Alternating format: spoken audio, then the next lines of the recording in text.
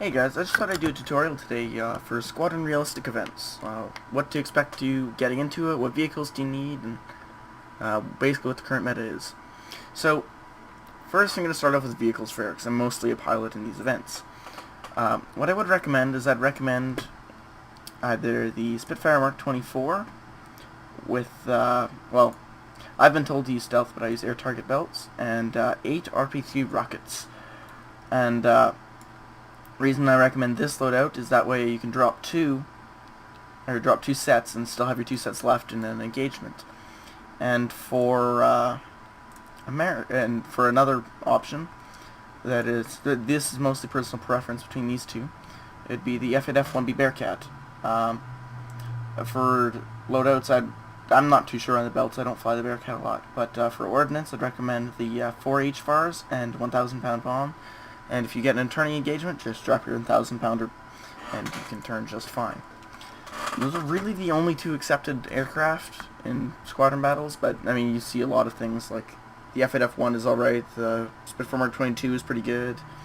Now the problem with the N1K being that there's a lot of turn fighting in the current meta is its ordnance. It either only gets 2 500 kilos or 2 rockets. So I mean, feel free to use it. It's good air-to-air fighter, but once you win the air and you go to bomb tanks, there's a lot less you can do with it in comparison to the Bearcat or the Spit. So that's kind of what people use for air. And on the ground, the generally accepted thing in the meta would be either the where is it here? The T-32. Which is generally what is used because it's got a great armor, good gun, fairly mobile. But recently, in the most recent patch, the T-29 was added, and they're not as used as T-32s, but they are still used quite frequently due to its more powerful gun. You can still deflect T-32 shots off of it. The only thing about it is the T-32 can actually pen through the gun mantlet. So that's something to be noted. So you always need to have it angled. If you know how to angle your armor properly in the T-29, it's fairly unstoppable. Because yeah, but you have to know what you're doing with that.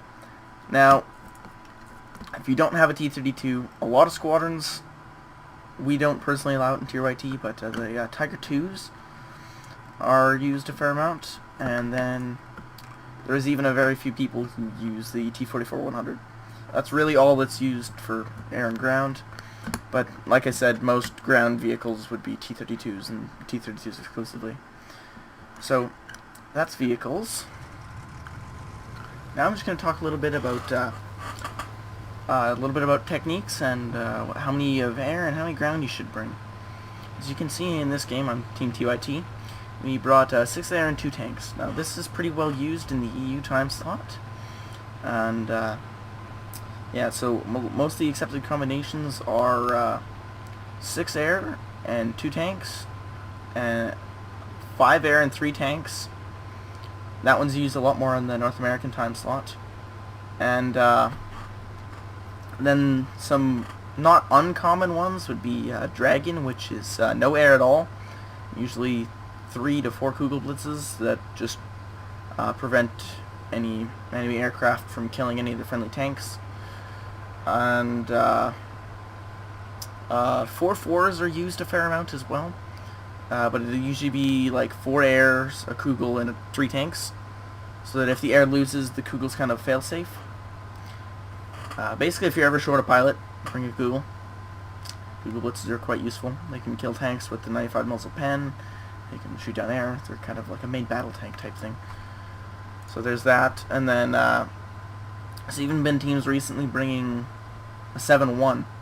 Now, the 7-1 is quite interesting because if you win the air and you don't allow the enemy air to kill your tank, you have a fair chance, because all your tank has to do is cap and then hide.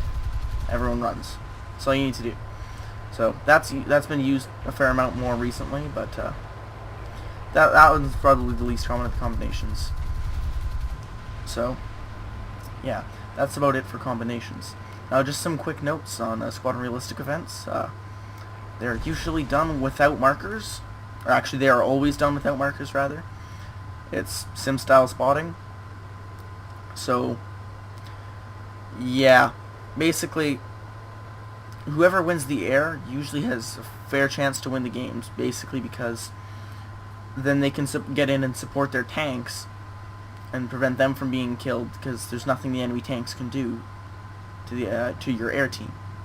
So yeah, I'm probably just going to commentate on the rest of this game for now, because that's basically all the things that you need to know. Now you're basically just going to see... Oh, right, one other thing I'd like to show you guys.